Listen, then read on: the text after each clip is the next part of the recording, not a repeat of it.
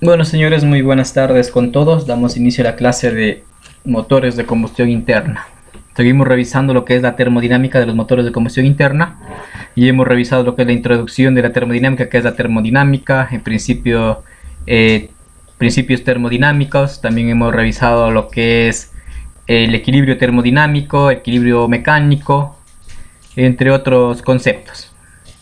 Igual también la primera ley de la termodinámica es la que nos dice pues, que la energía no se crea ni se destruye, solo se transforma. Y también nos habla de la transferencia de calor. En resumen, todo lo que hemos visto acerca de termodinámica. El día de hoy vamos a revisar lo que son la segunda ley de la termodinámica.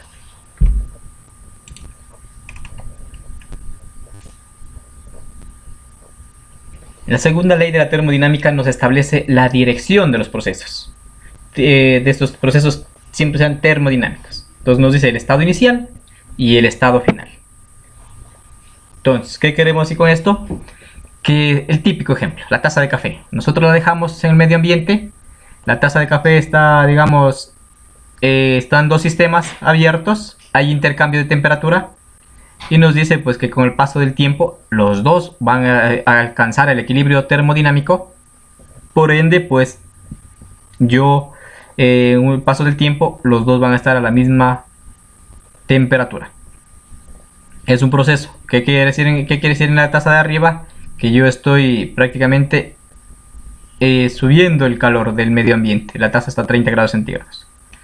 Ahora tenemos un ejemplo que nos dice que está de regreso, digamos, para que esta para que esta esté en 20, el ambiente esté en 30, el ambiente está en 20, baja a 15 y el medio ambiente sube a 35. Este proceso no se puede dar en la vida real,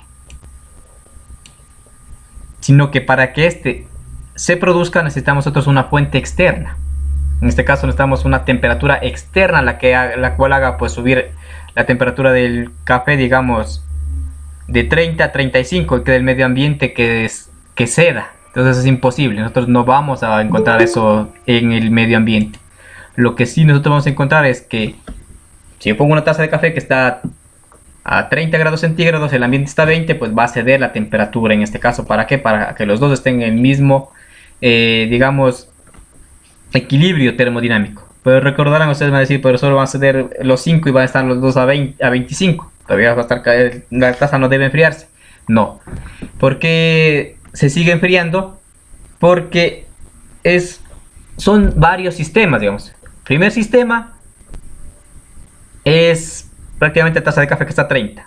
El segundo sistema, lo que le rodea. Y de ahí si vamos abriéndonos más la perspectiva, pues la parte que le rodea la taza de café pues es muy amplia.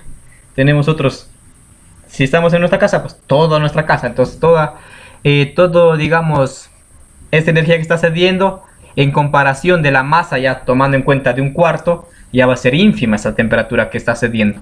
Y por ende, pues como el medio ambiente, no solamente lo que está alrededor de la taza, se encuentra a menor temperatura, por ende con el paso del tiempo mi taza de temperatura va a estar fría.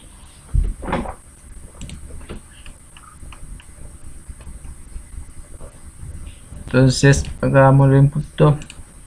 Listo, aquí nos habla acerca de los procesos, dirección del proceso termodinámico. Nos dice, la primera ley de la termodinámica no restringe la dirección de un proceso, pero satisfacerla no asegura que en realidad ocurre el proceso. Entonces, la primera ley de la termodinámica nos dice que la energía no se crea ni se destruye, solo se transforma, y no nos da la direccionabilidad del proceso. ¿Por qué no nos da la direccionalidad del proceso? Porque con la primera ley, si yo pongo un agente externo, en el mismo, digamos, en el mismo taza de café, le dejé ahí, se enfrió, entonces pongo un agente externo, el cual va a hacer que nuevamente se eleve la temperatura. Entonces ese agente externo es el encargado de proporcionarle calor a la taza de café para que ésta vuelva a hervir.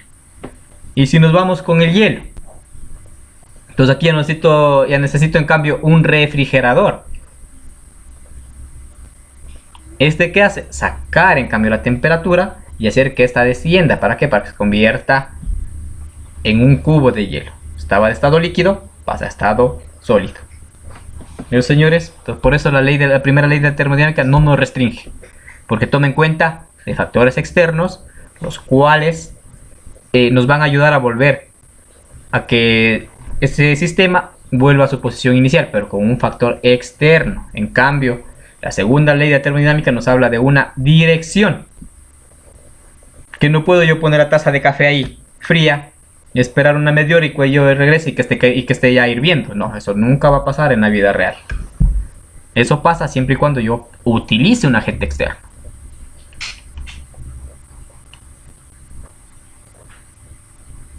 Entonces aquí nos habla un claro ejemplo de la dirección de los procesos térmicos. Dice dos tipos de procesos. Entonces dice reversibles idealizados. Persona joven, persona mayor y persona joven. Y irreversibles reales. Entonces esos irreversibles reales es lo que va pasando a nosotros en el ciclo de la vida. Crece, nacer, crecer, se reproduce y muere. Entonces aquí tenemos la base de cómo vamos nosotros desde nuestra adultez, vamos envejeciendo. Y es un proceso irreversible.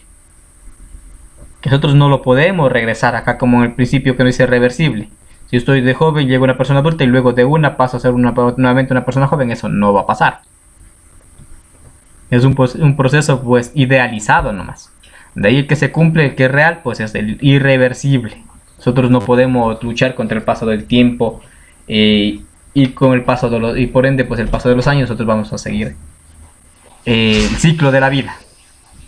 Ese es un proceso del cual nos habla pues la segunda ley de la termodinámica. Ya. Entonces todos los procesos térmicos que se dan en la naturaleza son procesos irreversibles. Veamos qué nos dice acá. Un bloque de hielo se derrite irreversiblemente cuando lo colocamos en una caja metálica caliente a 70 grados centígrados. Entonces, ¿qué es lo que pasa? Recordemos acá en esta imagen, veamos. Si yo tengo la caja metálica a 70 grados centígrados, mi hielo está a 0 grados centígrados. Entonces, con el paso del tiempo, el agua, por medio de que la caja metálica va a ceder ese calor al hielo, entonces ya se va a convertir en agua, va a estar en estado líquido y esta se va a encontrar a 40 grados centígrados. Entonces, lo que este ha cedido, en este caso lo que se dio, pues 30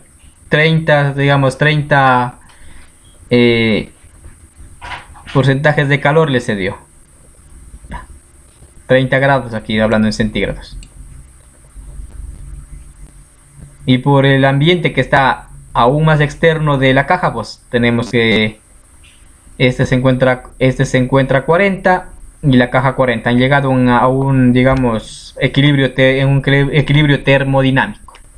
Entonces, ¿qué pasó? Fluye el calor de la caja, hielo y el agua. Nunca al revés. No vamos nosotros a tener que el agua esté en 40 y va a ceder a la caja metálica que esté en 40 para que esta suba y este se va a convertir en un hielo. No. Es un proceso irreversible. Si lo queremos hacer nosotros que sea reversible, pues ya necesitamos de un factor externo. En este caso, un congelador. Acá tenemos nuevamente otro ejemplo. Todos los procesos termodinámicos que se dan en la naturaleza son irreversibles. Seguimos con lo mismo. Entonces, ¿qué pasa? Transferencia de calor a un alambre no genera electricidad. Y seguimos con el ejemplo de la taza de café. Entonces va hacia una dirección.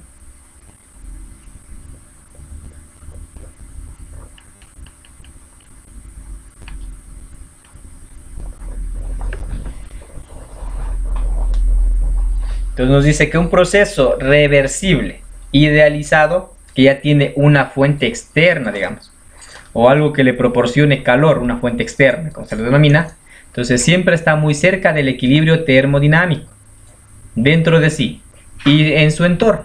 A este tipo de procesos también se los denomina procesos cuasi equilibrios.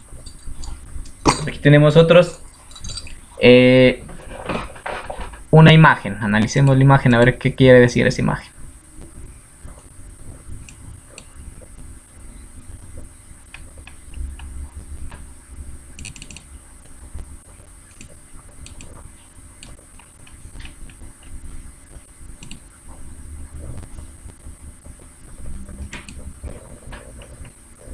Veamos, ¿quién me ayuda a analizar esa imagen? Señor Mosquera, ayúdeme analizando qué es lo que usted podría analizar acerca de esa imagen. ¿Sí está Mosquera?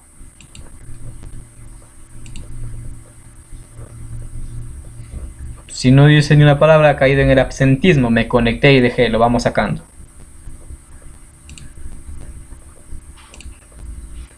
Señor Farías, la misma pregunta para usted. Así en imagen, ¿qué observa usted? ¿Cómo la analiza? Que primero comienza, no sé si es algún gas o algo, está comprimido, y al pasar el tiempo va expandiéndose y llega a un punto que vuelve a comprimirse, y así va siempre un solo ciclo.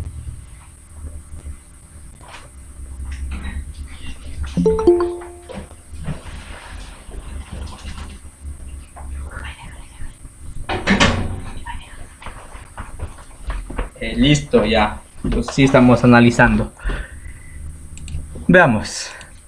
Nosotros tenemos aquí un ciclo termodinámico. Tenemos prácticamente la expansión isotérmica, la expansión adiabática, compresión isoterma y compresión adiabática. Es un ciclo. ¿Qué estoy haciendo yo aquí? Verán. Primerito estoy en la expansión isoterma. Estoy yo introduciendo calor.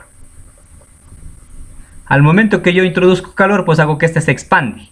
Y va a llegar a expandirse hasta el punto muerto superior. Ya cuando este se expandió, pues ya tenemos que este ya está expandido totalmente y es una expansión adiabática en la cual no va a existir transferencia de calor. Lo que aquí vamos a obtener nosotros es un trabajo. Y lo que nos falta aquí es unas flechas indicándonos que aquí va a salir trabajo. Luego de que ya este comienza a bajar y nosotros obtenemos el trabajo, pues la parte que nosotros no ocupamos sale hacia un sumidero, que es la compresión isotérmica. En este caso hablamos que la temperatura que nosotros alcanzamos en Q1 o en el primer ciclo de expansión isoterma, pues todo ese calor nosotros no lo podemos aprovechar. Entonces, por ende, ese calor en exceso va a salir hacia un sumidero. Ya cuando cede totalmente el calor a un sumidero, nosotros tenemos la compresión adiabática, en la cual pues no existe transferencia de calor. Luego de aquí, de la compresión adiabática, pasa nuevamente a repetirse el ciclo a una expansión isoterma. ¿Qué pasa en esta? Que nuevamente nosotros ya volvemos a introducir calor. Entonces ese calor lo que va a hacer es que este nuevamente suba. Y nuevamente se va a repetir este ciclo termodinámico. Y esto se va a repetir pues indefinidamente. A ver si es que es un motor hasta que se apague el motor. Y cuando se vuelva a encender va a estar funcionando siempre en este ciclo. Entonces es un ciclo que va a estar funcionando mientras cumpla su función. Ya cuando deje de cumplir su función, simplemente se apaga si es un motor o si no se le detiene el proceso. Entonces, como les decía desde el inicio, la segunda ley de la termodinámica identifica la dirección en la que puede o no puede realizarse el proceso. Afirma que la energía tiene calidad, así como cantidad. La primera ley relaciona únicamente la cantidad y sus transformaciones sin considerar su calidad. Ya. Y la segunda ley, en cambio, dice identifica los límites teóricos del desempeño o eficiencia del determinado proceso.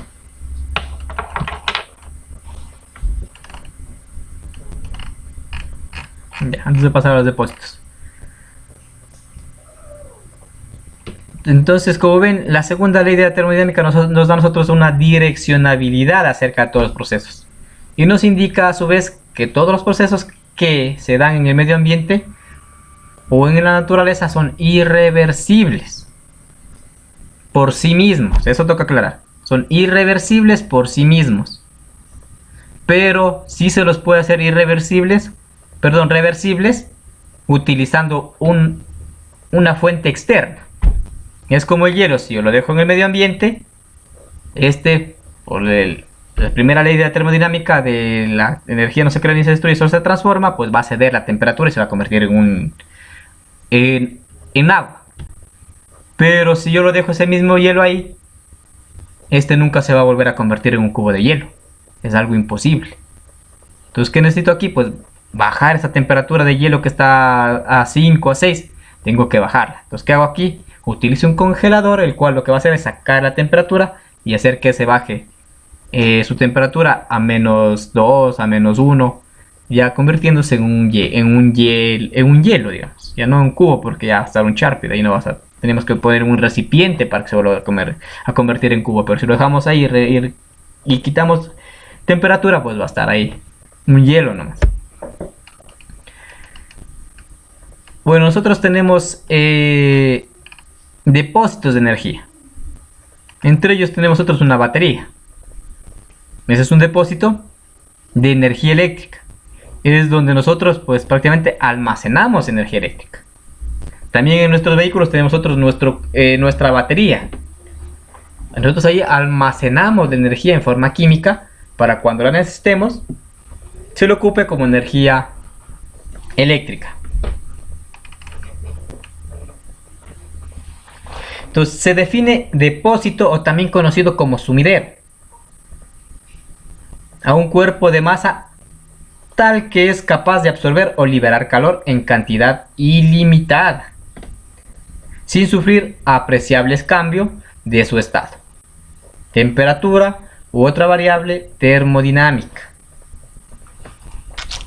Desde inicios de la humanidad, desde cuando ya comenzaron a industrializarse, a crear las grandes ciudades, desde que el ser humano ya comenzó a unirse, a vivir en comunidad, pues todos los desechos tenían que irse a algún lado. Entonces de aquí salen los famosos depósitos o sumideros. Entonces, según la definición, un depósito o un sumidero es un cuerpo de gran masa que lo que nosotros estemos desechando hacia él no la va a alterar, o si la altera va a ser algo insignificante. Eso pensaron los fabricantes de los vehículos de la década de los 70, de los 80, que lo que estaban botando por el tubo de escape no iba a afectar. Después de 200 años estamos viendo que sí se afectó. Estamos viendo ya cambios climáticos, por ende ahora ya están tratando de solucionar, cambiando pues la matriz productiva, dejándonos de ser dependientes de los combustibles fósiles o el petróleo, y a buscar otras fuentes de energía que no contaminen al medio ambiente. Es lo mismo con con la hidroeléctrica de Pastaza. ¿Qué pasó con esa? Ya creo que van 20 años en mantenimiento. No es eso que está en mantenimiento, sino que ellos prácticamente fue en la selva, en los ríos, en un río, prácticamente el río que tenía un gran caudal, que estaba rodeado de vegetación de cientos de miles de hectáreas, y ahí se le realizó. ¿Para qué?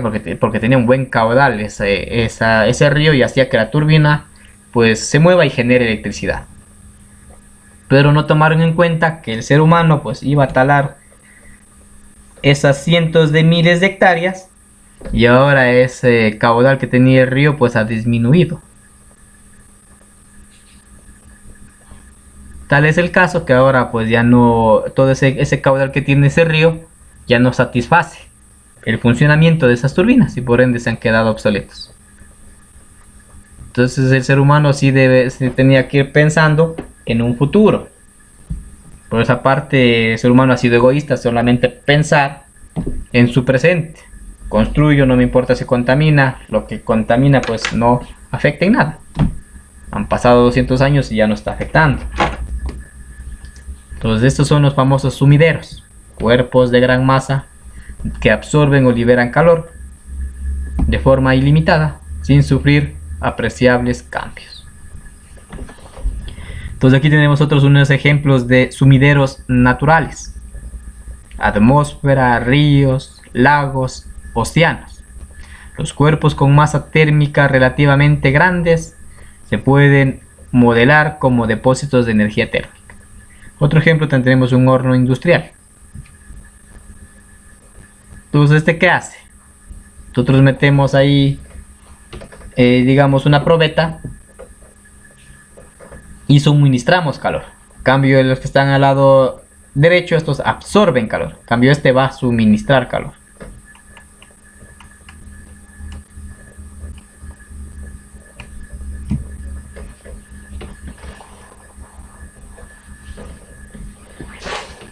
Entonces tenemos un depósito de calor. ¿Qué es el depósito de calor? Un depósito que suministra energía en forma de calor se llama fuente. Y otro que absorbe energía de forma de calor se llama sumidero. Es por eso que decía una fuente externa. ¿Qué hace la fuente externa? Suministra calor. Un sumidero absorbe ese calor. Entonces los depósitos de energía térmica suelen denominarse depósitos de calor porque promueven o absorben energía en forma de calor. No se olvide de eso, concepto de sumidero y fuente. La fuente es la que da el calor. El sumidero absorbe ese calor en exceso.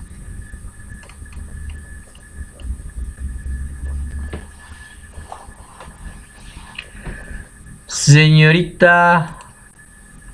Se me fue su nombre. Cobeña, ayúdenos con la lectura, por favor.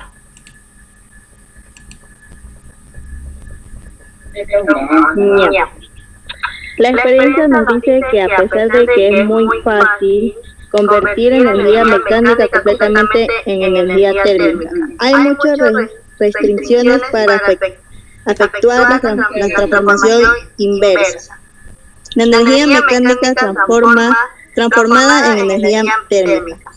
La única forma en que somos capaces de efectuar la transformación continua de energía térmica en energía mecánica es teniendo depósitos de calor a dos temperaturas diferentes e interactuando entre ellas una máquina que transforme una parte de calor que fluye del reservorio caliente al frío en trabajo mecánica térmica. Ya, gracias, señorita. Entonces los procesos, según lo que nos dice la segunda ley de termodinámica, se están cumpliendo. Si nosotros queremos transformar, digamos, energía mecánica en calor, pues es muy fácil. Lo estamos haciendo, ahí tenemos un ejemplo, pues los frenos.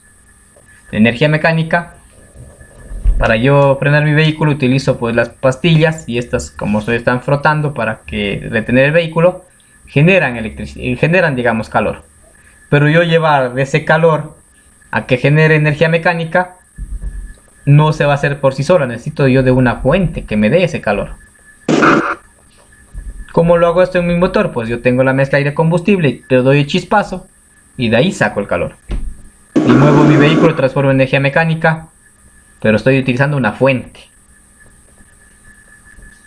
Pero si yo tengo, digamos, energía mecánica transformada a térmica, también se la hacen los frenos.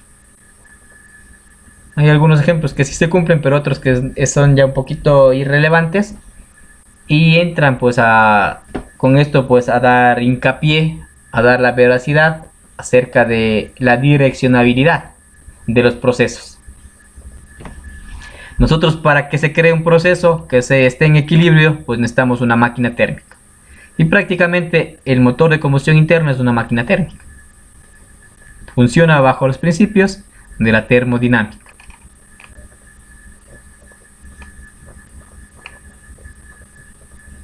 Aquí tenemos un ejemplo. Entonces, si yo proporciono un trabajo aquí o muevo esta aspa, voy a generar calor. Entonces, y del trabajo pues sale el calor hacia el sumidero, pero si yo suministro calor al agua, el aspa no se va a mover. Entonces es un ejemplo que nos ponen acerca de la direccionabilidad. Si yo genero trabajo, se mueve el aspa y por ende yo genero el calor y esto sale al medio ambiente. Pero si yo a ese sistema, en vez de generar trabajo y en vez de, digamos, llevarlo a la inversa, digamos, le introduzco calor, entonces el agua se calienta y el aspa permanece fija, no se va a mover, no va a pasar nada. Simplemente vamos a llegar a tal caso, pues que el agua ya va a comenzar a hervir y va a llegar a hacerse vapor. Pero no se va a mover estas aspas.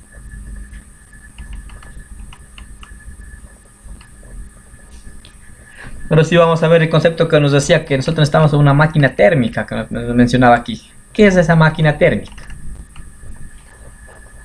Máquina térmica es un circuito cerrado que opera bajo el ciclo termodinámico y permite el intercambio de calor y trabajo con los alrededores. Entonces, a más de ser un ciclo cerrado, tiene unas paredes que permiten la entrada y la salida de la temperatura. Por ende, pues se cumple pues un ciclo termodinámico. Y en este que va a haber intercambio de calor y trabajo con su alrededor. Entonces aquí tenemos nosotros un ejemplo. Tenemos fuente de alta temperatura. Tenemos nosotros la transferencia de calor, como va bajando. Tenemos el QA y el QB. El QA es el calor de entrada. Y acá en cambio ya es el calor de salida. ¿Por qué hablamos de un calor de entrada y un calor de salida? Porque nosotros en medio tenemos la generación de trabajo, que se la conoce con la letra W. Entonces tenemos otra transferencia de calor. Hacemos prácticamente funcionar nuestra cadena cinemática. Obtenemos el trabajo, pero no en su totalidad. Vamos a tener que, lo que no utilizamos, vamos a mandar a un sumidero, que sería una fuente de baja temperatura. Entonces esto se va a funcionar en un ciclo termodinámico.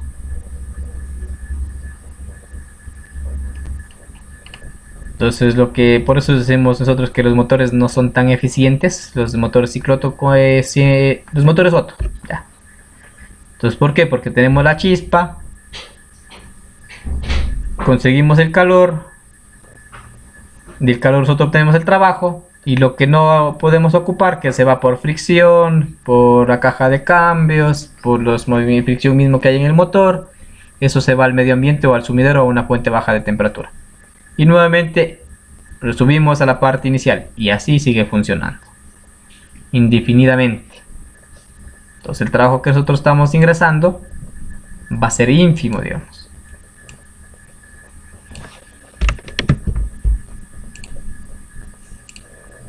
En comparación de los motores diésel, creo que los diésel son más eficientes. Diésel estamos hablando de un 60, 75, con turbocompresor ya llegamos hasta casi 80. Pero el motor es Otto, no se puede hacer eso.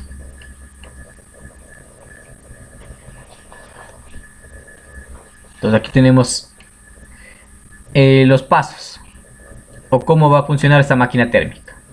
Recibe calor de una fuente de temperatura alta. Temperatura fuente alta, recibe el calor. Energía solar, horno de petróleo, reactor nuclear, motor de combustión interna, etc. Entonces recibe la temperatura de alguna fuente. En nuestro caso la fuente, pues estamos utilizando la energía interna del combustible mezclada con el aire. Entonces, ¿y quién nos proporciona pues ese pum para que este explote? La chispa de la bujía. Recordemos que esa chispa está a 2000 voltios. De 15.000 a 20.000, perdón. Eso nos ayuda a hacer la bobina para que este pueda inflamarse y nosotros podamos obtener trabajo. Entonces convierte parte de ese calor en trabajo. No todo, sino parte nomás. Por lo general, en forma de una flecha horizontal. Entonces recibe parte de eso. No todo. Rechaza el calor hacia el sumidero de calor a baja temperatura. Atmósfera, ríos, etc. Y opera bajo un ciclo. Entonces nosotros tenemos una imagen. Temperatura temperatura de una fuente alta. Entonces tenemos nosotros aquí prácticamente nuestra cámara de combustión. Por medio del pistón, digamos aquí, el cigüeñal y la biela, Es una cadena cinemática, hacemos otro girar y estamos transformando esta energía que nos proporciona, digamos, la temperatura de alta, y la transformamos en trabajo. Y tenemos otros, el W neto de salida, que es el trabajo de salida, que sería aquí nuestra máquina térmica, que sería la parte del 3/4 del motor. Pero también tenemos pérdidas, que sería el calor de salida que va hacia el sumidero, o hacia, en nuestro caso, hacia la atmósfera. Entonces, del 100% que tenemos acá, el 30%, exagerando un poco, va a salir por el trabajo neto. Y el 70% se va a ir, se va a perder, se va a ir hacia el medio ambiente. ¿Por qué? Porque desde el motor hay pérdidas hasta llegar a la transmisión y por ende pues, hasta los neumáticos. Hasta en los neumáticos existe pérdidas. ¿Por qué? Porque tenemos fuerza de resistencia a la rodadura. Entonces imagínense.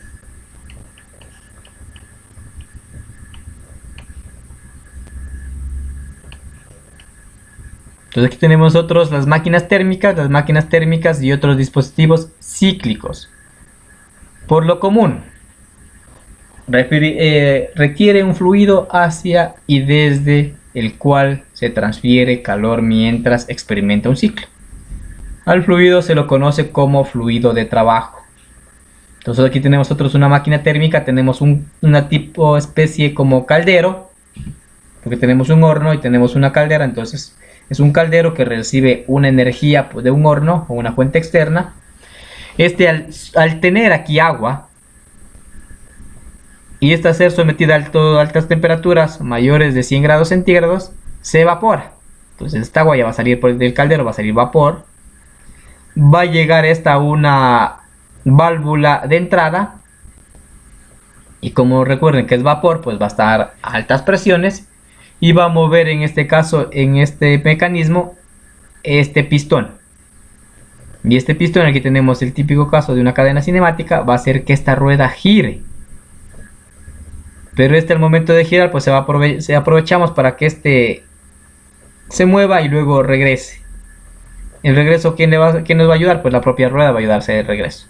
Pero esa presión o ese vapor que estaba aquí, pues ya tiene que seguir saliendo por una válvula de salida.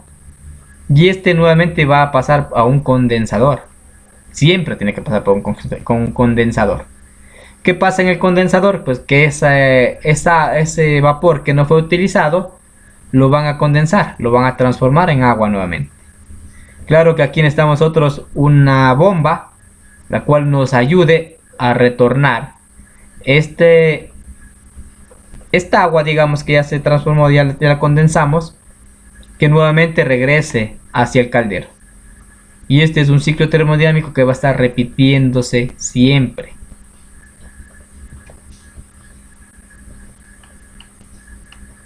Y esta es la famosa máquina de vapor. Entonces, de funcionamiento, como ven,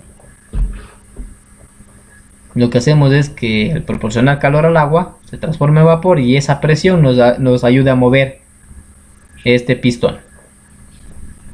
Y aquí vemos que está unido por medio de unas juntas homocinéticas y se crea, justo igual que en el motor, pues una cadena cinemática.